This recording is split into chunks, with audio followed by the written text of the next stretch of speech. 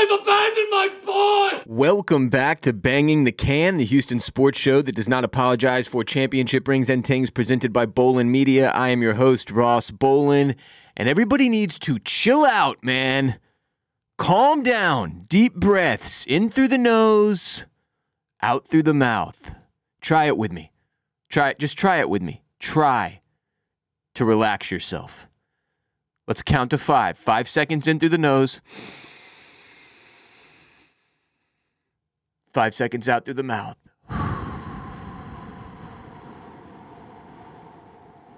All right, the trade deadline came and went.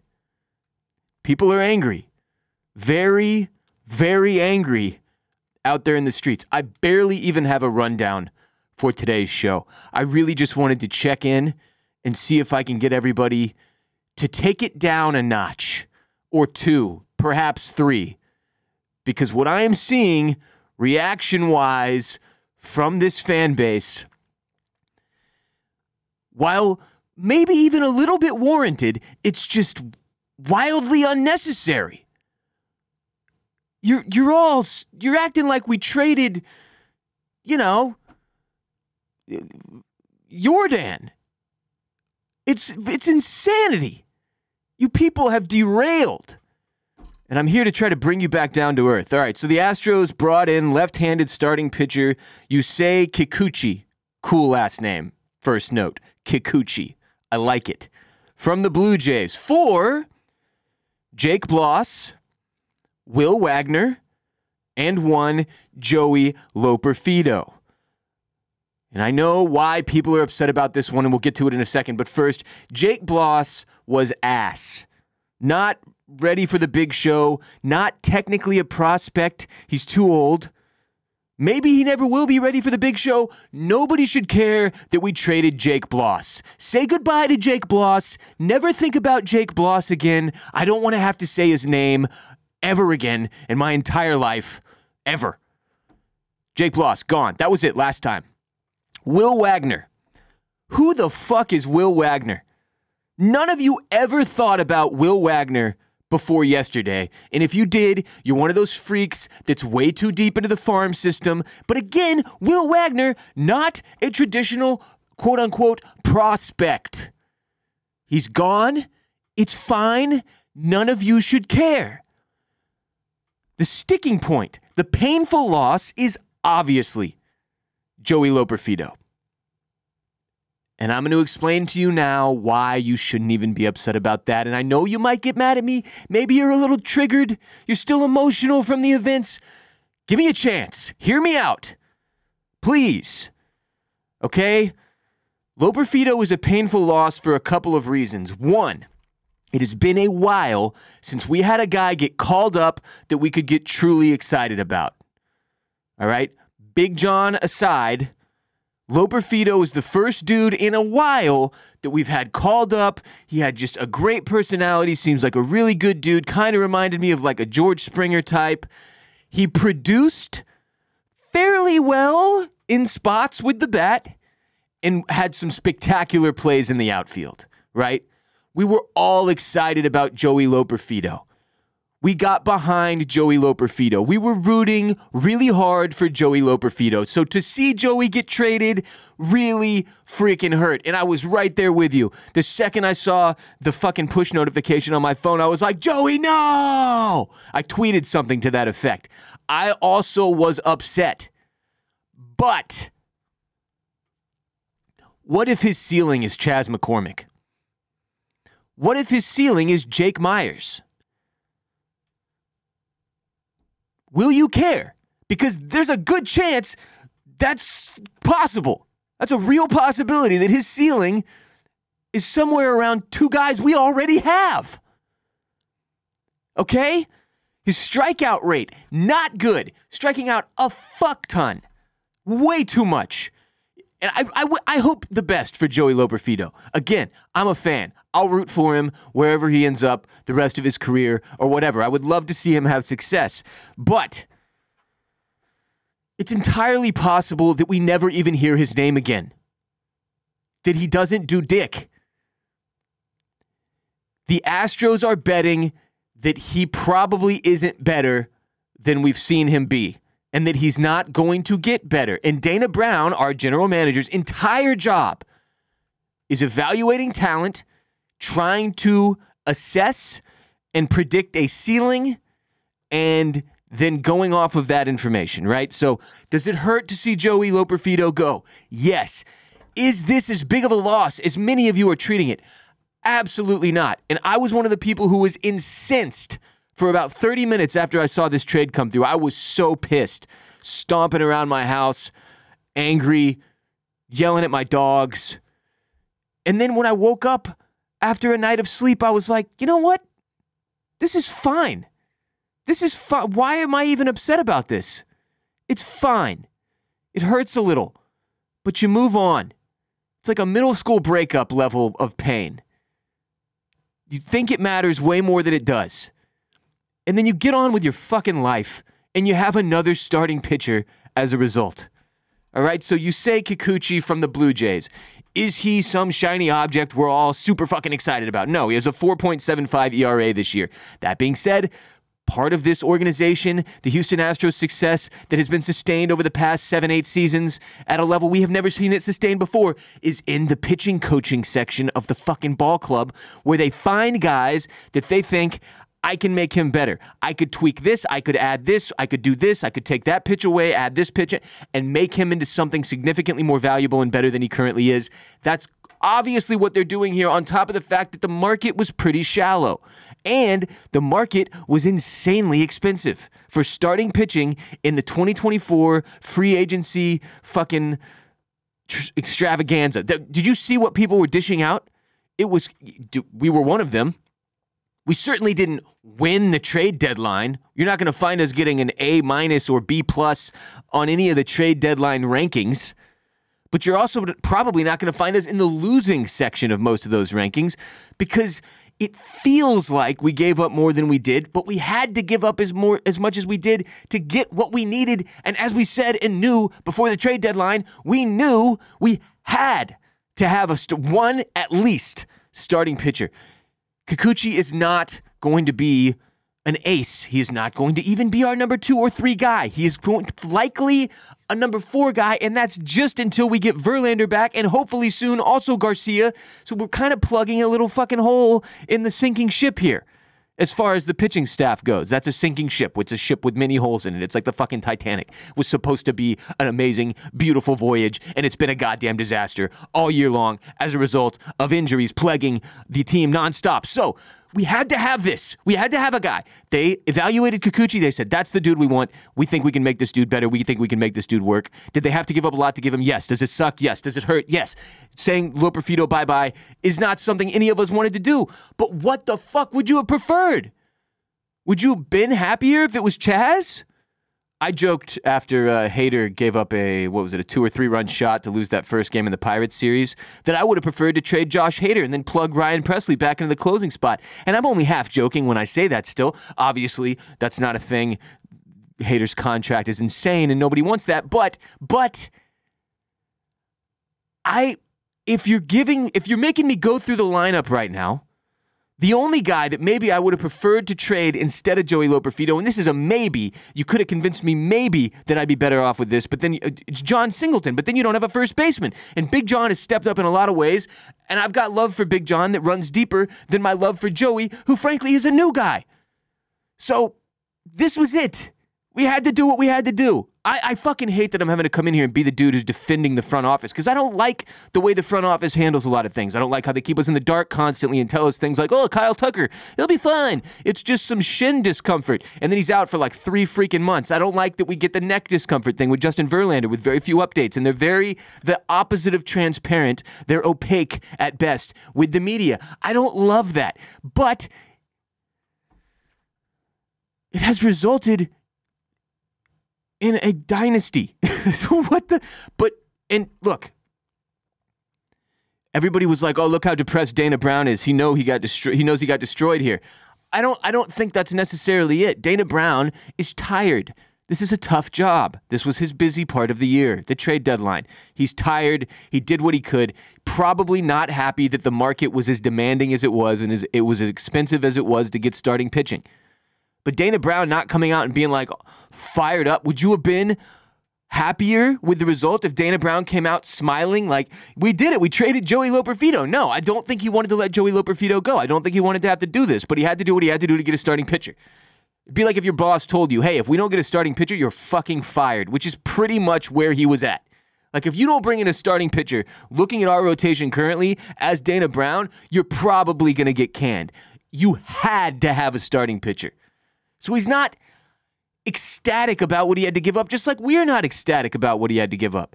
But people pointing to Dana Brown in his press conference and saying, like, see, he knows he got owned. It's like, that's fucking ridiculous. Just shut up. But the market is the market, and the starting pitching market was insanely expensive this year. That sucks, but it is what happened. So Kikuchi is supposed to be here, arriving in Houston on Wednesday, should make his debut likely over the weekend at Minute Maid Park during our series against the Tampa Bay Rays, 3-game series at Minute Maid. If Kikuchi shoves, if he pitches well, and we make another postseason run, and we never hear Joey Loperfido's name again if Joey doesn't become some stellar fucking all-star, no one will care about this shit.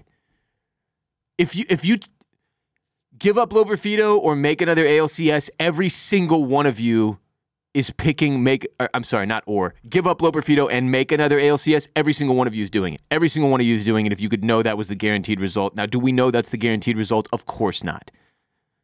But that's the idea. That's what we're trying to pull off. So Loperfido is gone. And just for the amount of winning that we have done over the past 8 seasons, this fan base has zero faith in the front office. And it is ridiculous at this point. It's been ridiculous for a while. I say this as someone who has been a part of the haters and doubters. I don't like the situation with Jeff Bagwell being some kind of weird fucking advisor that seems to be pulling the strings, and maybe Jim Crane is not letting our general manager do his job, and he's kind of overseeing, and it's really him that's the general manager.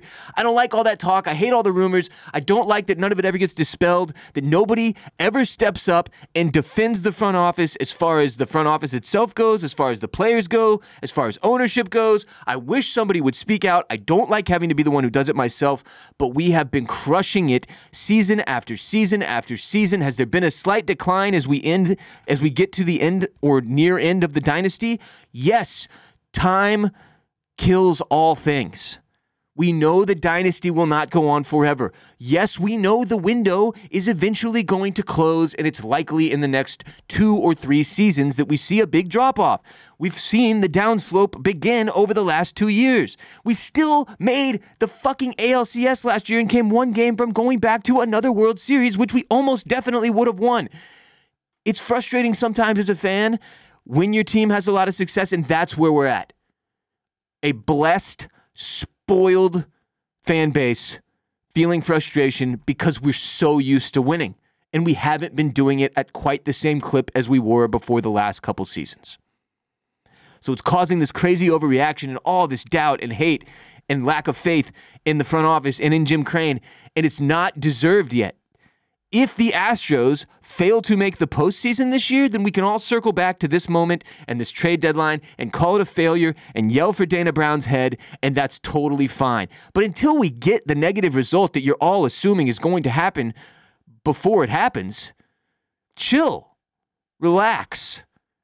It's baseball, and we've been having a lot of fun watching baseball for a lot of seasons in a row because these people, this owner, Jim Crane, and the men he hires, and women, are really fucking good at what they do. We haven't really got to see Dana Brown cook yet, but give the dude a chance. At least give him a chance, or else what are we doing here? If we're just all going to be miserable all the time and complain about everything all the time. Oh my God, Joey Loperfido, no. Come on. Joey, we all like Joey, but is Joey enough for this reaction? Be honest with yourself. Are you a baseball player in a dugout full of guys speaking a different language than you? You need today's sponsor, Babbel. The best way to learn a language is immersion, living where the language is spoken and using it every day so that it's drilled into your brain. But if that's not in the cards, you can still learn a language the second best way, and that's with Babbel. Be a better you with Babbel, the science-backed language learning app that actually works. Don't pay hundreds of dollars for private tutors or waste hours on apps that don't really help you speak the language. Babbel's quick 10-minute lessons are handcrafted by over 200 language experts to help you start speaking a new language in as little as just 3 weeks. 3 weeks, that's all it takes. Babbel is designed by real people for real conversations. Babbel's tips and tools are approachable, accessible, rooted in real-life situations, and delivered with conversation-based teaching so you're ready to practice what you've learned in the real world with real people. Babbel's courses are incredibly convenient. I've used them to try to regain my grasp on Espanol, and they make it super easy to learn how to do all the basics like order food or get directions or speak to merchants or joke with your teammates in the dugout without having to consult language apps. Studies from Yale, Michigan State University, and others continue to prove Babbel is better. One study found that using Babbel for 15 hours is equivalent to a full semester of college. Babbel has over 16 million subscriptions sold, plus all of Babbel's 14 award-winning language courses are backed by their 20-day money-back guarantee. Here's a special limited time deal just for the Can Bangers. Right now, get up to 60% off your Babbel subscription, but only for the Can Bangers. Babbel.com/BTC. Get up to 60% off at Babbel.com/BTC, spelled Babbel.com/BTC. Rules and restrictions may apply. So the Astros also brought in, this is the other move from the trade deadline if you've been living under a rock or avoid social media or just have a busy life that doesn't allow you to focus on sports 24/7 like mine does. The Astros brought in reliever Caleb Ferguson from the New York Yankees. Didn't see that coming. They gave up relief prospect Kelly Austin. Don't know who that is. Don't particularly care. And $750,000 in international bonus pool money. I don't really know what that means. I also don't really care. You can explain it in the comments if you know what the international bonus pool money means, if you're on YouTube, or just, holler at me on social media if you'd like. But I don't really care. I just don't really care. Again, we needed more pitching. Caleb Ferguson is a 28-year-old. He was a Dodger before this season with the Yankees, is my understanding, where in the 2 prior seasons with the Los Angeles Dodgers, he had a combined 2.84 ERA, which is pretty good. Pretty good. Tallied 107 strikeouts in 95 innings over that stretch with a 2.84 ERA. Now, in the Bronx, he's had a 5.13 ERA. He's not doing well with the Yankees. And the same thing I said earlier about Kikuchi applies here. Clearly, our pitching staff and Dana Brown, our pitching coaching staff, and Dana Brown have evaluated Ferguson and said, we think we can make him back into what he was, or maybe even something better. So they made this happen by giving up a relief prospect and some international bonus pool money that, 5% of fans know what that even means. So yeah, he's a reliever, okay? So likely going to be used in lower leverage spots behind Josh Hader, Ryan Presley, Brian Abreu, and, of course, this year's arguable Astros MVP, Taylor Scott. That's where Caleb Ferguson is going to be. So those are the 2 new faces you need to become familiar with. Kikuchi, what's his first name? Yusei? I don't know which way it's pronounced. We'll find out on the broadcast. Kikuchi and Caleb Ferguson. Those are the 2 new guys. Did we give up a lot to get them? Yes, inarguably. More than we thought we'd have to anyway, but the market is the market, and the market dictates the price. That's how capitalism works. That's how this whole fucking thing works. This is America. Where did you think we were? You got to pay what you got to pay to get what you need. And that's what Dana Brown did. And if he hadn't brought in at least 1 starting pitcher, and likely also 1 reliever, we would have been burning Minute Maid Park to the ground. So for the love of all that is good and decent, stop with the negativity online. You're crushing my soul. And if you're crushing my soul, I've been working on the internet as a career for 13 years now. If you're crushing my soul, I have pretty thick internet skin. The normies have got to be dying. You people are dragging everybody down with you to this miserable pit of doom. Fuck me. 7 straight American League Championship Series. and this is how you act, we are nearing a point where I am going to have to start calling on Astros players to step up and speak out to the fan base and get y'all to come correct, because this shit is not it. The whiniest, bitchy, and moaniest fucking nonsense I have ever seen. Stop it. Stop it. This is not what we are not going to become the fucking Yankees and their fans. I am not going to sit here, not while I still draw breath. You people need to snap out of it and start acting like fans of a winning franchise instead of little baby back bitches. Oh my God, Joey Loperfido. Joey Loperfido. Come on. Oh, there's one more new face you need to be aware of as well. Pedro Leon got called up from the minors. This dude was once thought of as a replacement for George Springer. He defected from Cuba, signed with the Astros in 2021. Because we traded Loperfido and because Kyle Tucker is still now, actually, he's been placed retroactively on the 60-day injured list to make all this shuffling work around. Kyle Tucker's still out, though, is the point. We need another outfielder. And so Pedro Leon is going to get his shot. He's coming up from the Sugarland Space Cowboys and has been promoted to the MLB club, the Houston Astros. So, exciting stuff. Exciting stuff. You should be excited. You should be smiling, happy. Yay, we are fucking... Now, that being said, on the sad side, the Astros have lost 3 games in a row. After taking back the division lead from the Mariners, we have now coughed it back up to them, and we are 1 game back of the Mariners, dropping the first 2 games of this Pirates series, of course, the last game of the Dodgers series. So we've lost 3 games in a row. 1 more game tonight against the Pirates to close out the month of July, which was overall, to take it back to excitement and smiling, a very successful month of baseball for the Houston Astros once again. So big summer so far. Things are going well. Things are going our way. Still right there with the Mariners. We know the Mariners are not going to get it done. The Mariners are not serious people. The Mariners cannot hold the lead to save their lives. We're okay. We're in a good spot. We're in a good spot. So, everybody just needs to find a way to breathe through it, go meditate in a park, or go to a yoga class and stare at some ass, or whatever you need to do to get your mind right, because we're coming down the home stretch here of what's going to be a very important end of the regular season for our Houston Astros during this dynasty run. We want to see the window stay open. We're supposed to be rooting for these guys to have success, not just constantly complaining when things don't go our way and crying because we're losing random prospects that nobody's ever, or guys that are too old to even be considered prospects anymore that nobody's ever even heard of. And then Joey Loperfido, which RIP Joey Loperfido. I really like Joey. I was looking around for a Loperfido bobblehead.